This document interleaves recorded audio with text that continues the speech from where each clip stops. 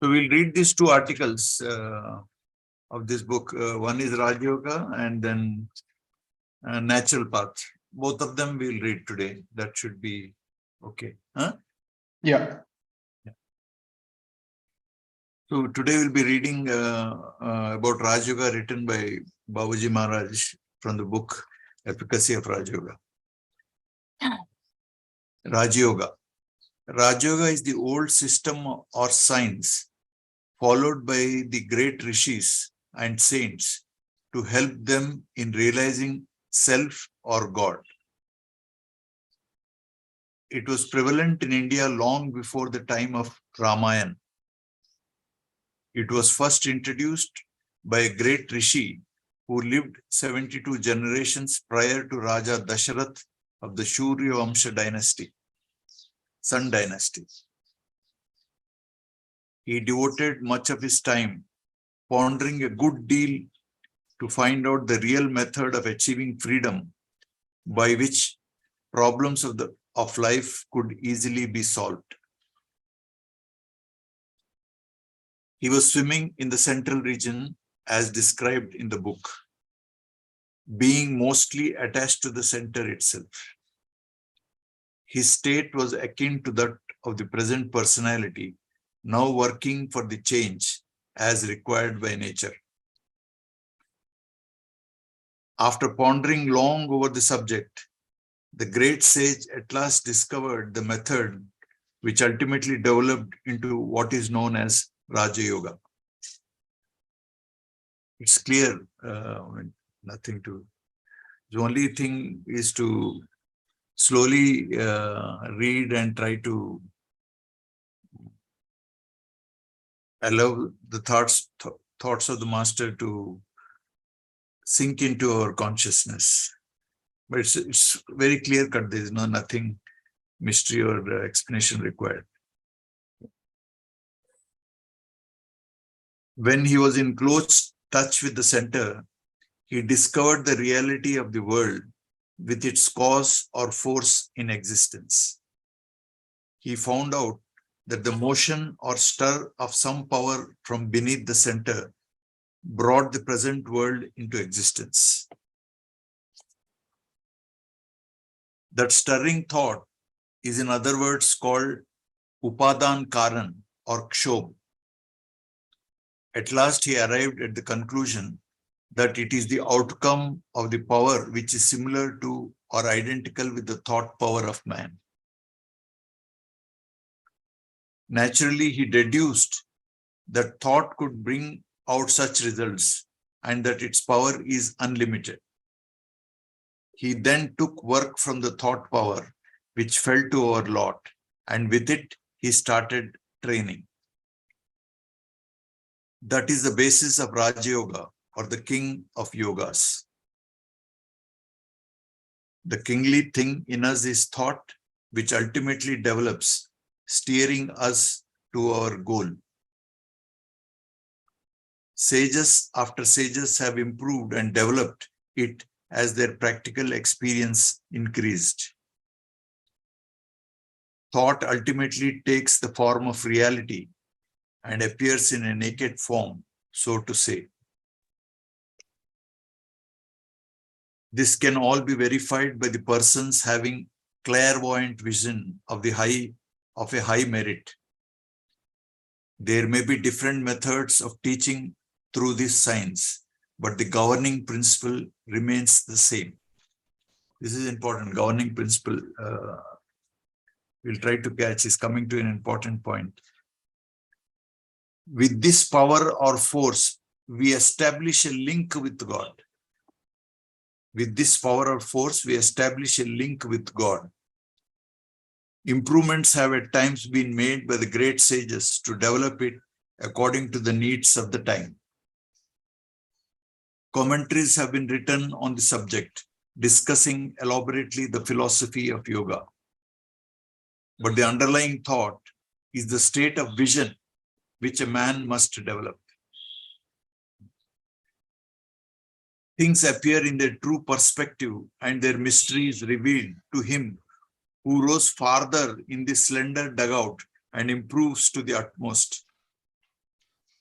So here, the point to note is Rajayoga requires effort, correct effort under the guidance of an adept who has realized his self, actually, realized God. So he says things appear in their true perspective and their mystery is revealed to him only, who rose farther in this slender dugout and improves to the utmost. So you keep on meditating till, your thought gets transformed and it appears in its naked form. Generally, the philosophers have attempted to reach the innermost core of things through reason and not through vision. Reason in its popular sense may be faulty and may fail us. But if a thing is seen through the intuitional insight without the unnecessary medium of reason, it will be visible in its original form without error or defect.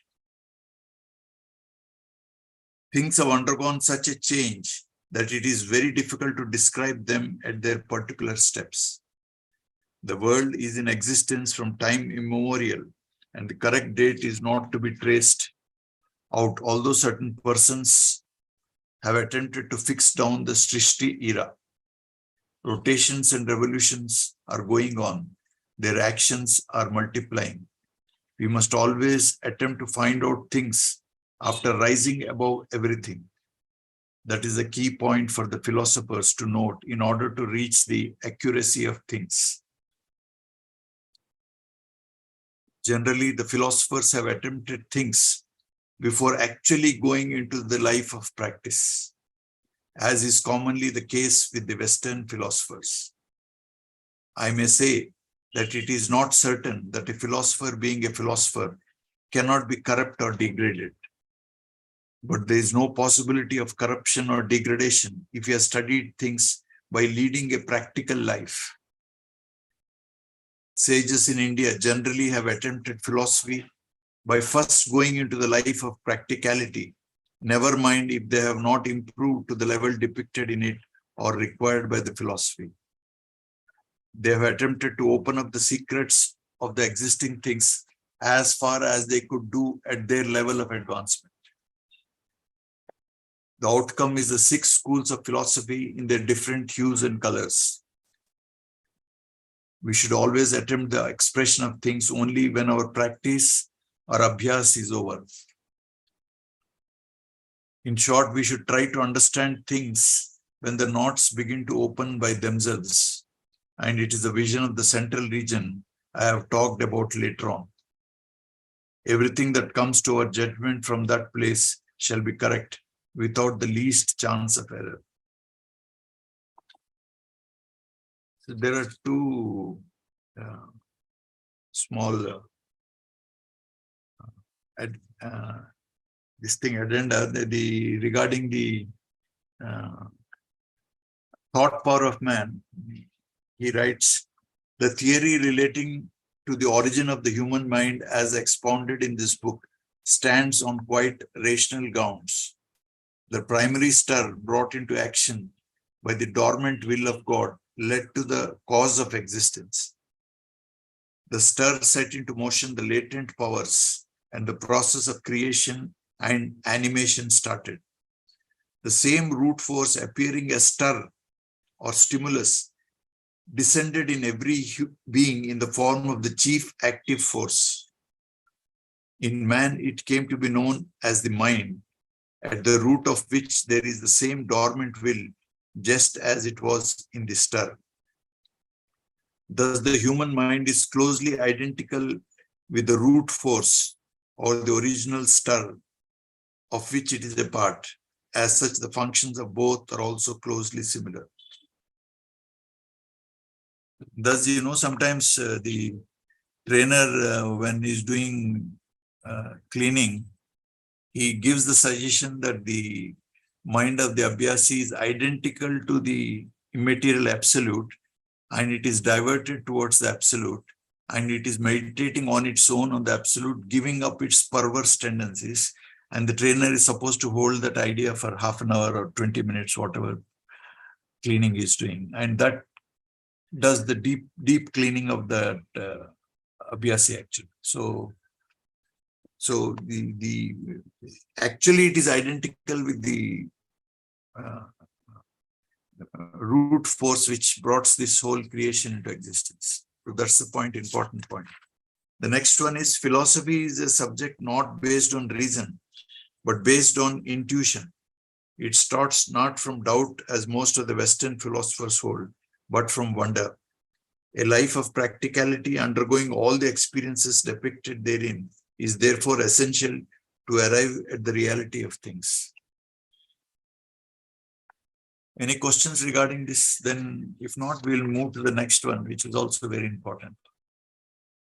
So the idea is, the main points are that we try to link ourselves to God, and we try to purify our mind so that we get, our mind develops a vision actually. It develops a vision where it can see the reality with complete clarity without going through the medium of reason.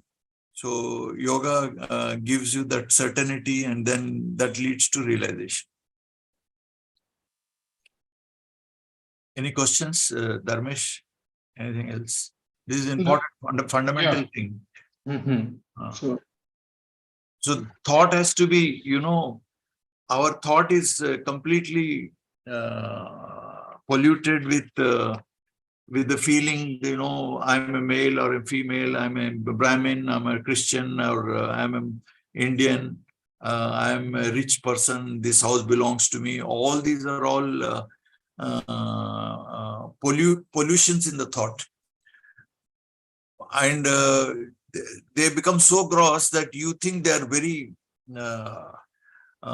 sacred and beautiful thing you are possessing. Suppose you are born in a high community or, priestly class or whatever, you may think that you are superior to other people. But then that feeling that you're a rich person, you're an educated person when compared to the other people, when you feel you're superior, that is actually a pollution in the thought. And that thought, that pollution prevents you from gaining the vision to see reality. So the whole practice is to purify the thought so that we are free from all this caste feeling, religious feeling, national feeling. All those feelings are all impurities which you have to get rid of. Then only you get the vision, and then only you will realize your true nature. That Upanishadic saying, Tattvamasi, that thou art, that is God, the original nature which is there, which supports these three forms of consciousness. We have consciousness exists in three forms: waking consciousness. In waking consciousness, the consciousness reports the experiences of the world and all that. But dream consciousness is totally different. Same consciousness gives you experience which is different from waking consciousness. And in deep sleep, you have no experience of even your body and mind. But behind all these three forms is the real you. And you can know only that when your mind, which consists of these three planes of consciousness, should become purified. Then only realization happens. So unless you grasp this fundamental teaching, you will not be able to really advance further in spiritual practice. This is the basic framework which you must be clear at, conceptually at least.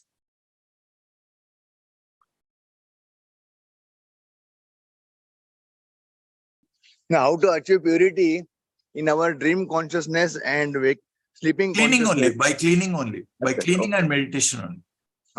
As you are doing meditation, as your mind is dwelling on God, automatically purification happens. Achha, okay. So once you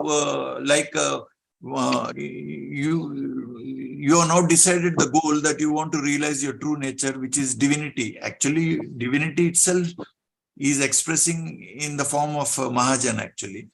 So, but it is in a distorted form. So now we have come to a decision that इसमें परेशानी है, your current नहीं है, AC नहीं है, sir दर्द हो रहा, बुखार लग रहा, खाना नहीं मिल रहा, and all this suffering is there. You want to be free from this suffering. So you know that this suffering will be free only if you go to that plane where you're free from this time, space and causation. So उसके लिए you give place in your mind to one sacred thought, thought of divine light, and you stick to that thought and continue. And after meditation is over, when you're doing any work, you think that it is the will of God, you're doing it. And if any other desire comes to go to a movie, or any other desire comes and tries to drag you away from that sacred thought, you must treat them like an uninvited guest. So then that will lose its power. Finally, only one thought will remain. And when one thought remains, that means you can think that your mind has become purified. So your mind, you can know that it has been purified when only one thought dominates it, the other thought, and then it will be completely quiet and tranquil. There will be no other thoughts disturbing you. That is the way that's the practice which Babuji suggested, and people are doing it in their own way. That is it. Okay, thank you. So the next chapter we'll read, and after this we'll stop. This is a very important topic. The natural path. I am opening today the greatest wonder of our system of Rajayoga. Very few people could realize the efficacy of this system. We think of one thing and one alone, the superhuman nature. We call it either guru, master, or the object of concentration. We have but one thought, and that of a certain personality, superhuman in form. And very soon we find ourselves attached to the form so much that other things begin to look secondary. We attach importance to one and the same thing. If we pump out water straight into a channel, it will flow by its own force to some extent, and at the same time with the help of the machinery attached at the end of the butt. Similarly, we proceed in the channel of Almighty with the thread of thought, attaching our will force at its butt end, that is, from the starting point. The will force comes from the individual mind, which makes our way clear. We keep the idea of pumping out a certain thing from its proper place, called the individual mind. The force increases day by day, and an individual mind too, having the idea of going above, becomes stronger and thus begins to lose the effect of bad training. It serves a double purpose. It cleans the individual mind and also brings the goal of human life within reach. When you reach this stage, you find yourself soon jumping into the ocean of eternal peace, not temporary peace, eternal peace and sublimity.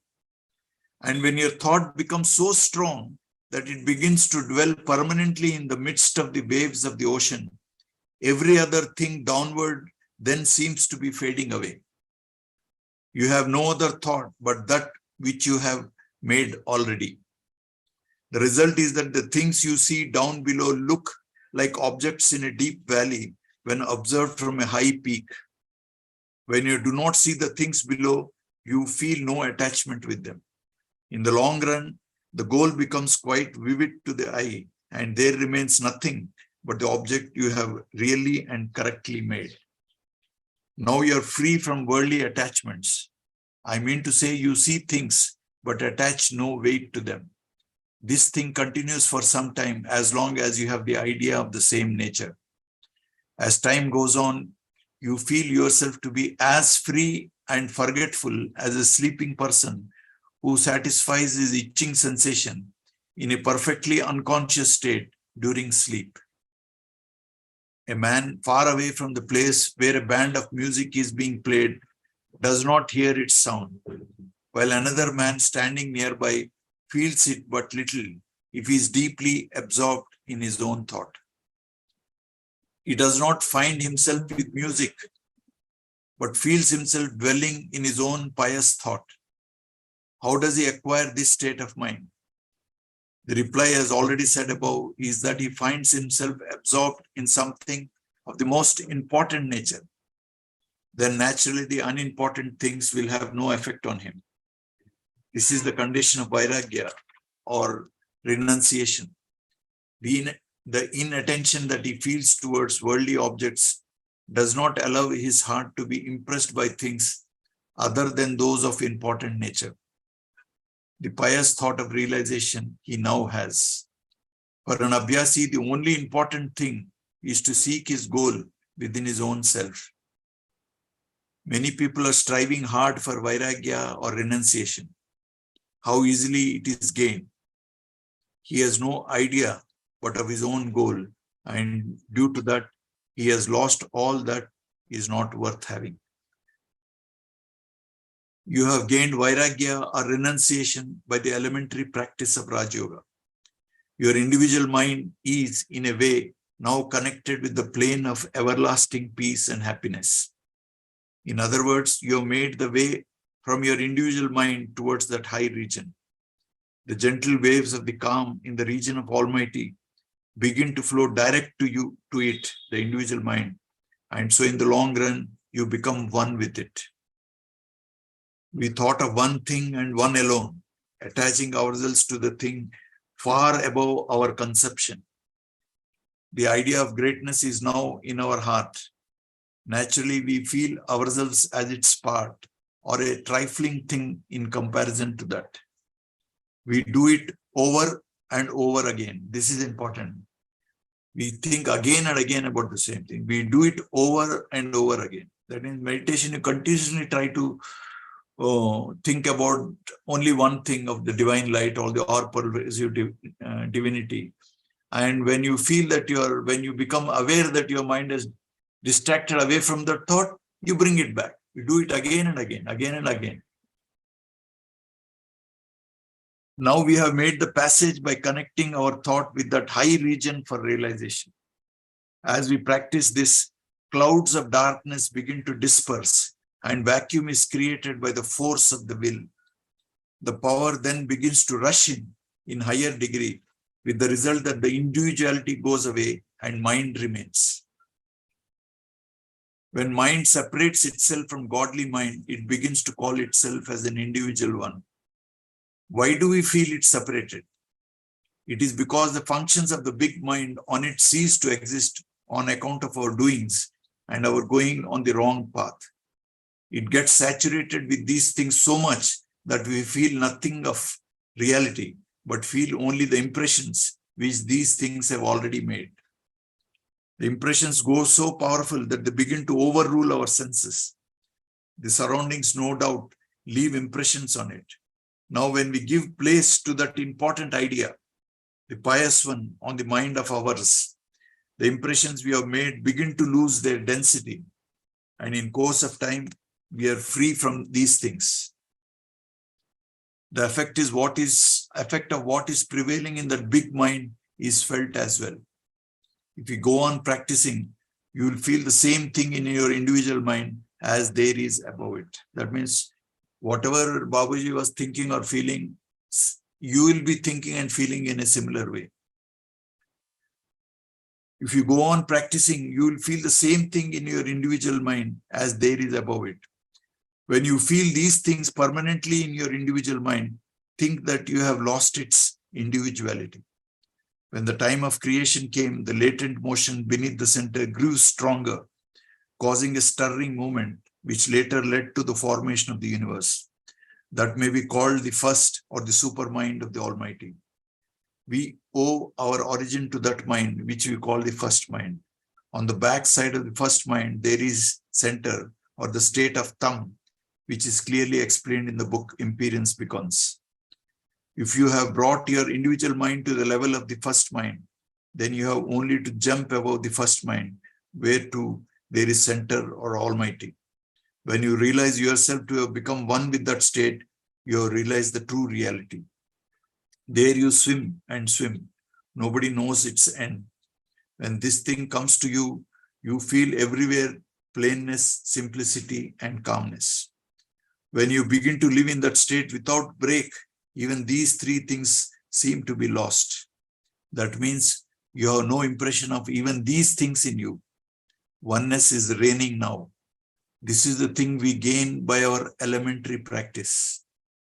See the efficacy of the system and put yourself to work. We generally lay stress upon meditation, apparently on human form. The critics may perhaps consider it suicidal to the spiritual feelings. The case is not so, provided the person meditated upon is one of special caliber, who has come down from the immaterial absolute for spiritual training, or has attained the spiritual standard of evolution required for the purpose by supreme self-exertion. We take the example of our master, Samartha Guru Mahatma Sri Ramchandraji Maharaj of Fatehgarh, UP. The thing will soon come to light, and the world will remember him ever after. He was one with nature. If you meditate upon such a great soul, the substance we are seeking for will come by itself. Mathematically, if A is equal to B and C gets equal to A, then ultimately C becomes equal to B. If you have selected such a master as your guide, the problem of life will be easily solved. I quote an example. Quote, those who worship you and those who worship the absolute, of these, which are the greater yogis? Arjuna asked Sri Krishna. Lord Krishna answered, those who worship me with the highest faith and constancy are the greatest yogis. Those who worship that and devote themselves to the unmanifested absolute, the omnipresent, the omniscient, and the omnipotent, their difficulty is greater in the struggle.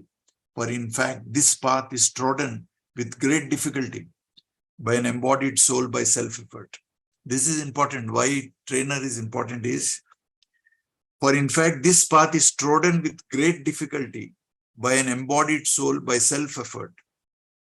When we begin to love such a soul, which becomes the object of our concentration, nature's power then begins to run through us, for the great soul is endowed with such powers. Our emotions and feelings made worse by our wrongdoings begin now to come to their original form and attain the highest excellence. By original form, I mean that condition in which they were at the time when they took the human form for the first time. Our functions and work being unregulated and the mind undisciplined, we seek the shelter of such a great soul or the master. We'll stop this. Next, we'll read that article, Meditation and Heart Region.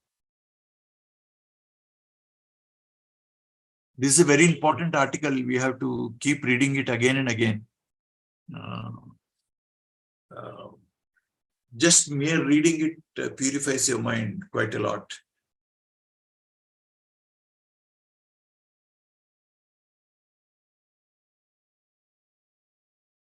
Any questions, Dharmesh, or kuch hai kya? No, just contemplating over this.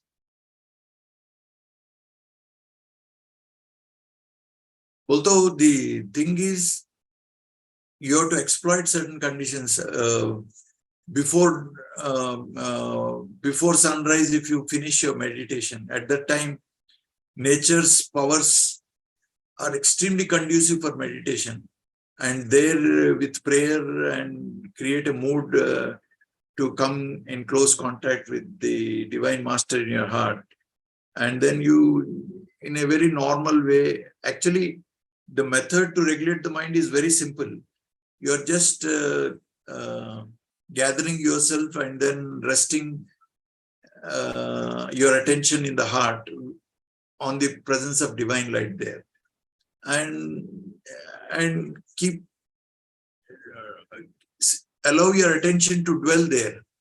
And when you become aware that your mind is wandering, gently bring it back there and do it again and again. That's all. So method to regulate the mind is very simple, and gradually your mind becomes stronger, your will becomes stronger, and then the path also becomes easier. The difficulties in the path become less, and you'll progress very fast. So, do you mean doing this in the entire day, like No, getting to the thought of? no, yeah. The morning meditation is a must. The practice is evening cleaning. For that, you should have the determination, discipline to do it. But if you have free time, no problem, you can do it.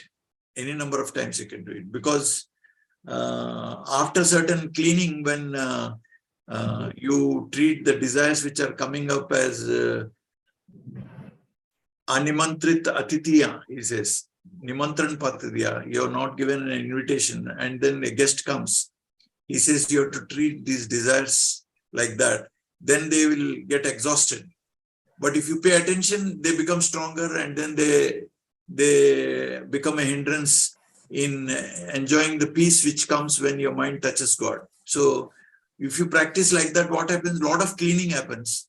When cleaning happens, you'll never get tired of resting in your divine nature. You can sit for 2 hours, 3 hours. You don't feel like getting up from meditation. But you should have a lot of free time. In this age, I don't think, unless you're retired like me, you don't have the luxury of free time. But if you have free time, you can do meditation any number of times. But mandatory is 1 hour in the morning. That is mandatory. Cleaning is mandatory. Rest of the, if you have free time, no problem, you can do it. And he says, after 1 hour, if you take 10 minutes gap, drink water, and then another 1 hour, you can continue to sit in meditation. Because the method is very simple. There is no struggle. There is no application of force there to train your mind. You're gently trying to mold the mind to change its habit. That's all. So usme you should never get bored at all. Yeah, and also the greatness of the system is that only one method, sir, right from the start till the end, right? Till There's the no levels as you're going up and all, right? Yeah. I have studied Buddhism also. There they give about 40 different methods. Suppose you have ill will against somebody, they will ask you to meditate to develop love for your enemies. Here Babuji says, if you meditate on divine light, automatically you will follow the 7th and 6th commandment. You will feel grateful for the enemy who is doing harm to you. You don't have to do separate practice for that. And suppose a person is a slave of sensual desires, which is very powerful, this thing. He just gives you meditation on point A that will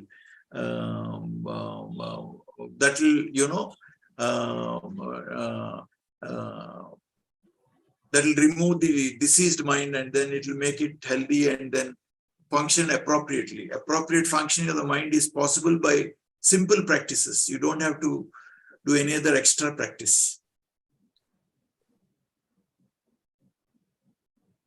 So that's why he called it a modified Rajayoga. The book itself is Rajayoga in the light of this thing, Shahajahanpur.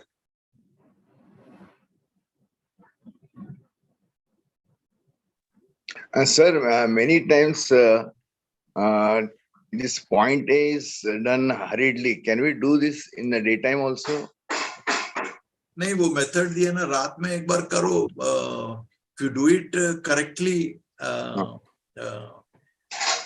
10 minute करो तो बस है. The thing is, you are thinking that all the people in the world are brothers and sisters.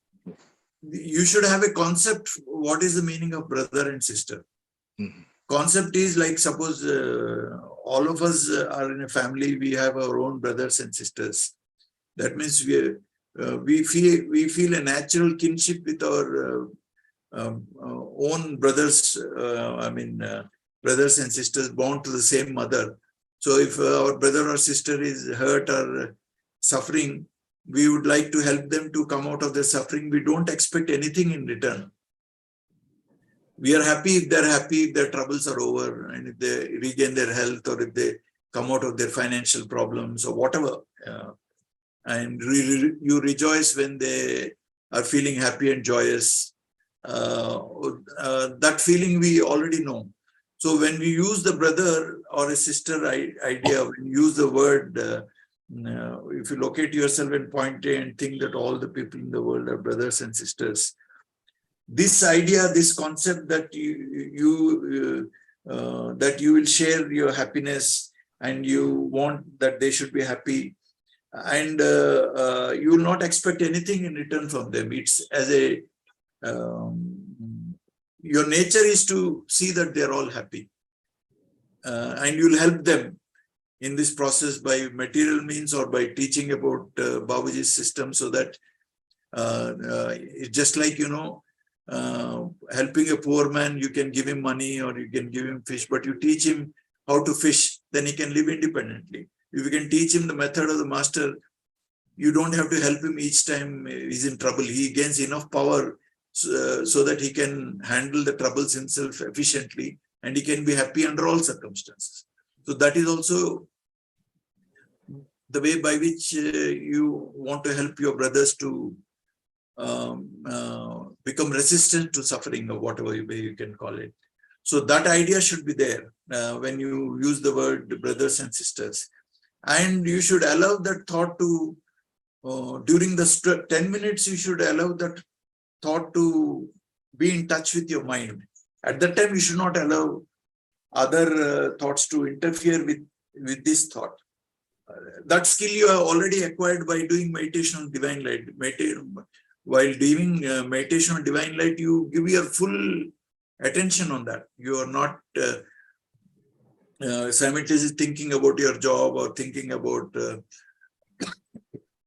bank issues or marketing issues. सब्जी खरीदना है, bank में जाना है, बच्चे को स्कूल में छोड़ना है, वो सब वो नहीं सोचते ना. We are thinking exclusively. We are giving all our attention we have to think about the divine in the heart. That skill you already acquired. The same skill you apply for this pointer meditation. 10 minutes वो thought को mind से contact में रखो. Then it will mind will get disciplined. Because of that, you will practically notice the changes which are coming. Babuji says improprieties of conduct, like this Muslims and all, you see, they're scared of seeing a woman's body because they feel that their mind they lose control of their mind. That's why they put them in burqa totally and all that, So the problem is there, and cause of disturbance or the disturbed mind is mainly because of these improprieties of conduct. Because that is one of the avidya, thinking that body is pure, whereas actually it is impure, and then you are attracted to the body. The men are attracted to women, women are attracted to men, and then that leads to you imagine all sorts of things in your mind, and then you start living in that imaginary world. Like that, you all of you have experiences how you let your imagination loose when you see a picture or see a dance or whatever it is. All those things will cause accumulating impurities in your mind, or moving away from reality. When you're moving away from your own divine nature, that is suffering actually. It may not be apparent immediately, but when they accumulate and reach a certain weight, then it'll show its real face, and then you'll face the music, so-called.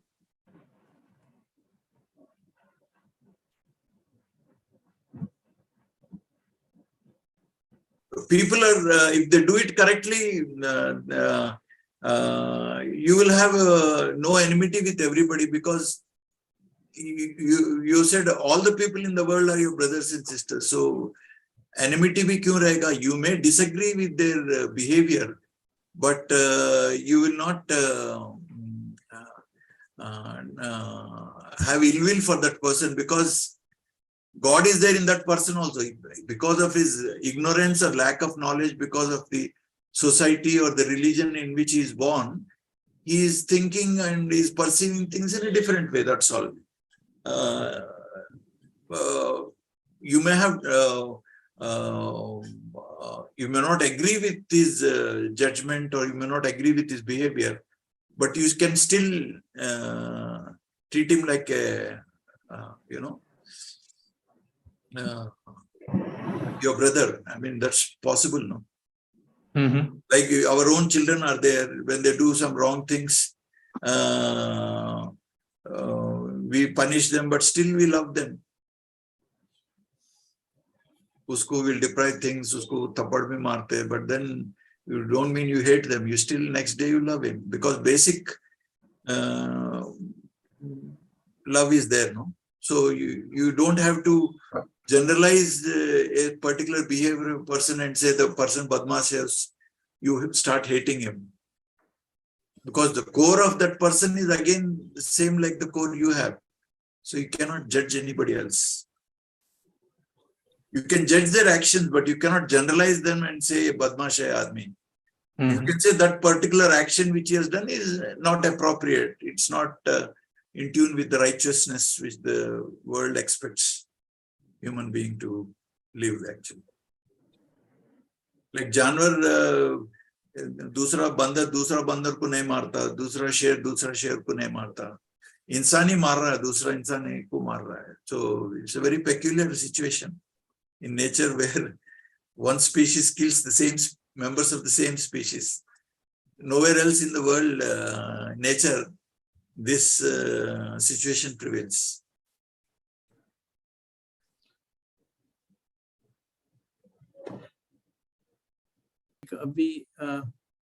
With all these things happening right around Hindu, Muslim, and all those things, there is this a fear and a hate mix thing around that community, wherein we do not tend to purchase things from them or something like that happens. So I do not understand, like when we do this point A meditation, right? How will that touch that? Because maybe as a civilization thing, right? We would like to still continue not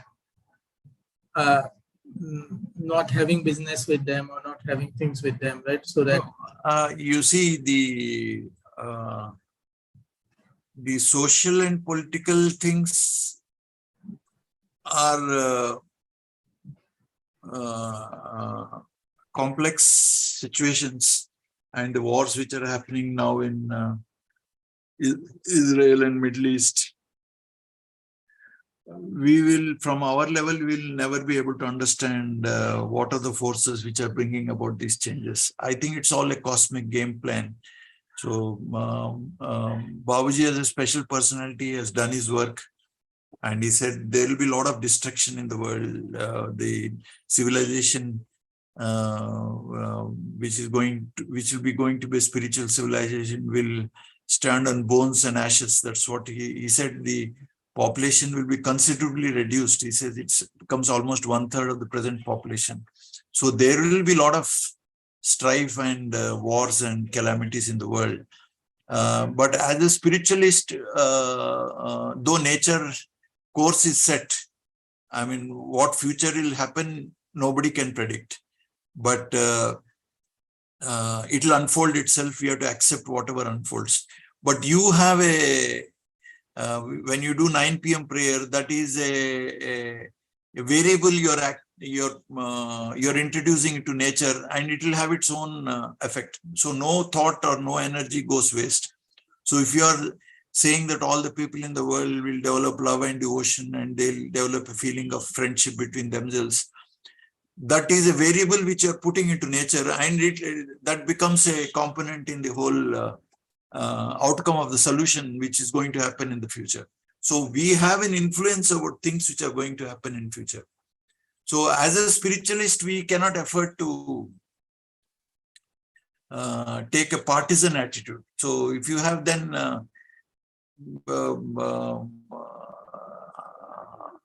spirituality is a different plane of living altogether, where be not revengeful for the wrongs done by others, take them with gratitude as heavenly gifts. So that becomes meaningless. So you are broad-minded. So you actually will and pray that the other people whom you consider as evil, they themselves will not be comfortable. They will be happy if they come, if they lead a life of righteousness and ahimsa. I mean, if they follow the path of so I leave it to your wisdom. But then whether you give importance to as an abhyasi of the master, I feel whatever my master says, that's a commandment, I have to follow it, even if it goes against the social or the political compulsions. You cannot afford in spirituality narrow-mindedness. They are, the religions have become relics of the past. They're like the trees where, the roots are dead. They're just the branches are existing. All religions have caused most damage to humanity, and people who stick to religion are bound to suffer more and more, actually. So a time has come when people have to turn towards spiritual way of life. Religion has caused more damage to humanity. You can read the chapter religion, it will be very clear. So we have to follow what our Guru says. And it will be against the prevalent political narrative. Because when the spirituality means universal love, universal means good and bad. Abhi jab Ganapati Jayanti bana rahe, I mean, Ganapati, one of the symbolism is Ganapati has got a huge belly. It means he will digest everything. That means good and bad will stay together. There can be, bad cannot exist without good. You say my religion is better because only on comparison. So you know about good only when you compare it with, that is the nature. It's two sides of the same coin. What these people who are dying in this thing, they must have killed earlier the same people on the other side. There's several lives they'll be having. Enmity continues through several lives. What they were victors will become vanquished in one life, and that thing carries on. So we should not lose our focus.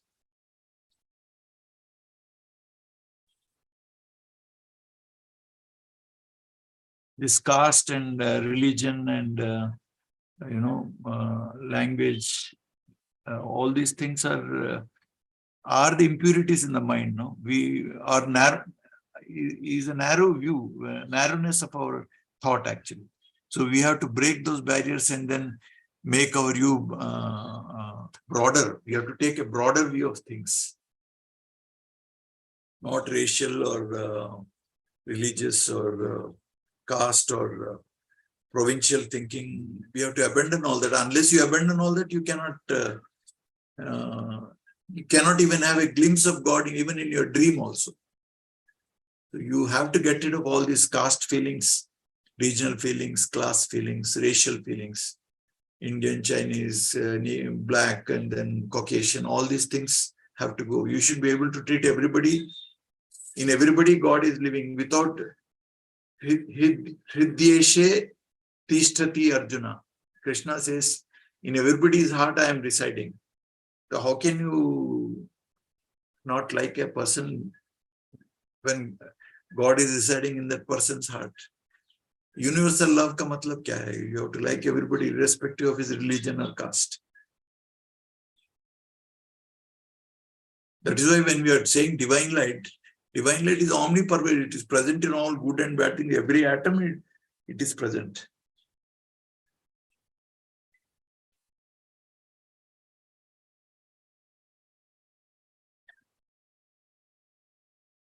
You read the master's literature and contemplate, you will understand. Yeah, actually.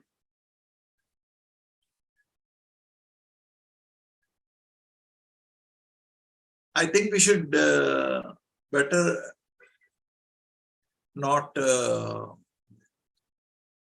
get entangled in the news cycle and all that. That interferes quite a lot with your spiritual training.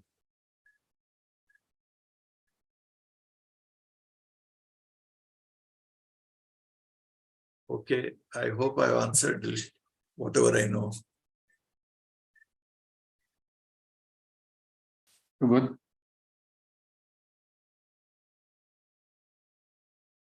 Okay, we'll meet next Sunday then.